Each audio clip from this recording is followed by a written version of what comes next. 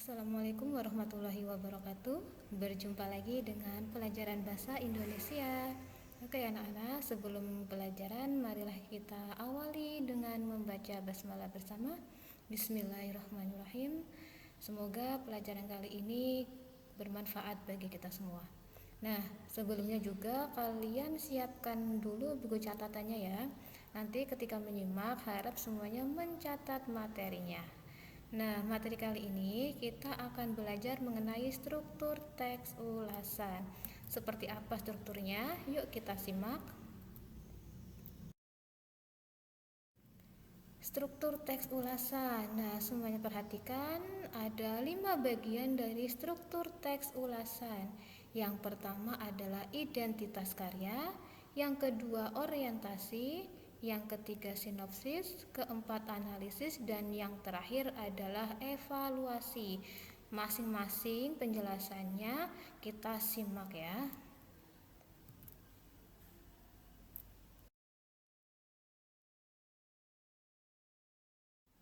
Yang pertama, bagian dari identitas. Yang dimaksud dengan identitas pada teks ulasan adalah bagian yang berisi informasi terkait identitas karya yang akan diulas. Nah, seperti apa contohnya? Contoh bagian identitas. Yang pertama, misalnya kita akan mengulas tentang buku. Berarti yang kita tulis adalah identitas buku tersebut. Contohnya, judulnya misalnya judul ateis. Kemudian ada pengarangnya siapa, penerbitnya, tahun terbitnya tahun berapa, tebal halamannya berapa.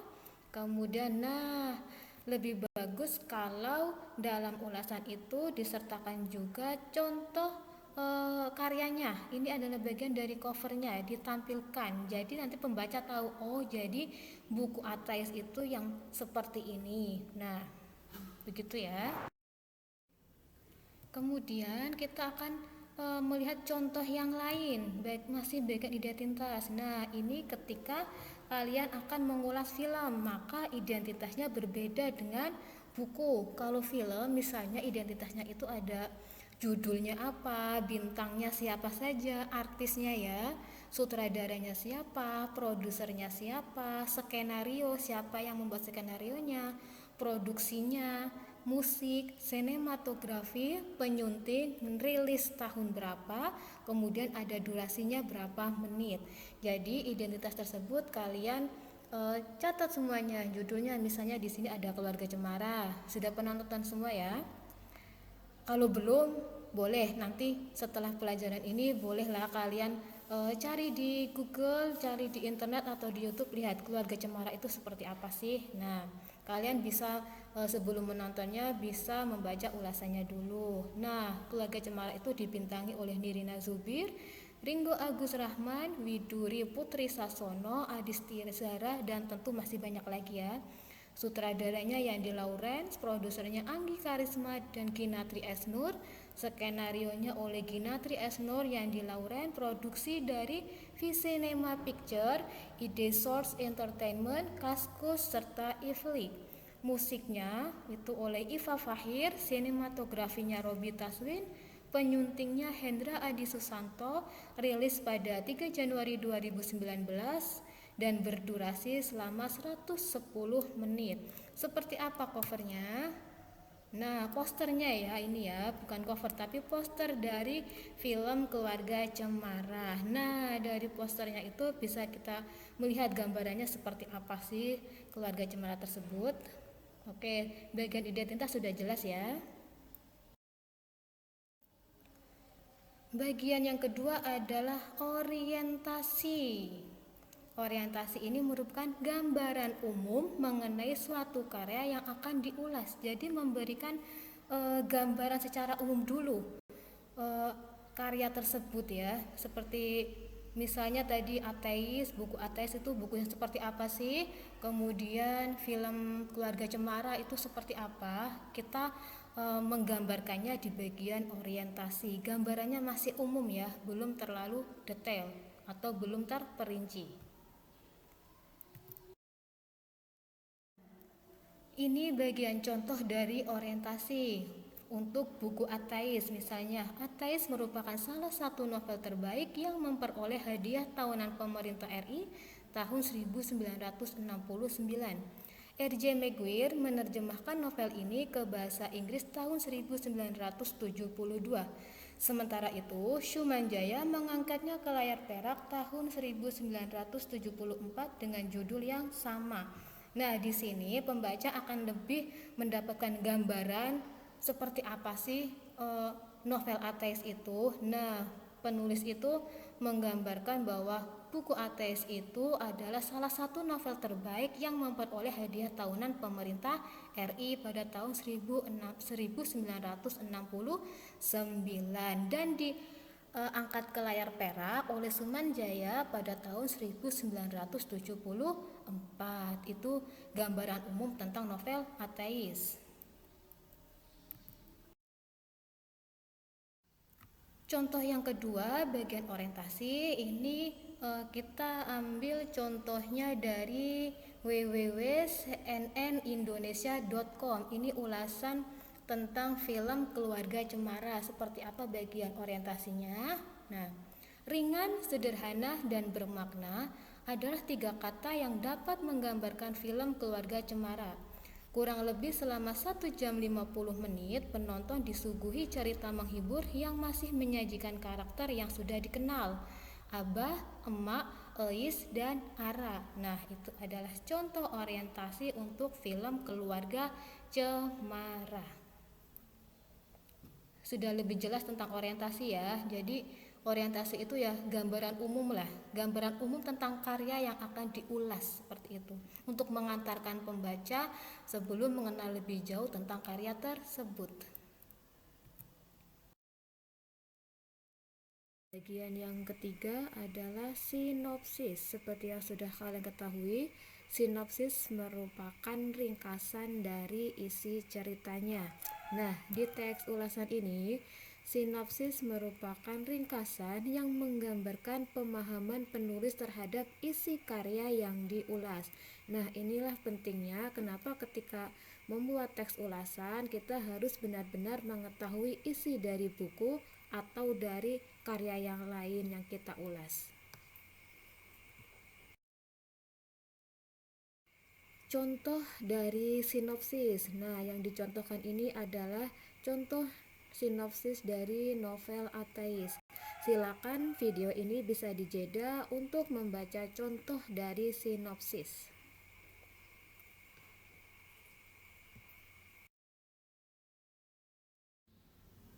Contoh yang kedua, sinopsis dari film Keluarga Cemara.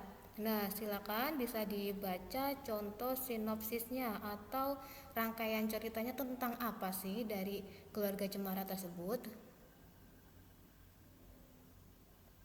Oke, tentang sinopsis sudah paham ya. Selanjutnya adalah yang keempat, analisis. Analisis itu berupa pendapat atau opini penulis terhadap karyanya. Apa yang diberi opini, yang diopinikan atau yang diberi pendapat itu biasanya terkait dengan struktur dari karya tersebut. Misalnya sebuah novel yang dianalisis bisa unsur intrinsiknya, bisa temanya, tokohnya, alurnya, kemudian amanatnya, atau yang lainnya. Nah, kalau film juga, kalau film berarti bisa menganalisis tentang pemerannya, tentang tema film tersebut, kemudian bisa tentang plotnya, alurnya, dan lain sebagainya. Ini contoh dari analisis novel ateis. Novel ini banyak memberikan pelajaran kepada pembacanya. Kita harus pandai bergaul dengan orang lain.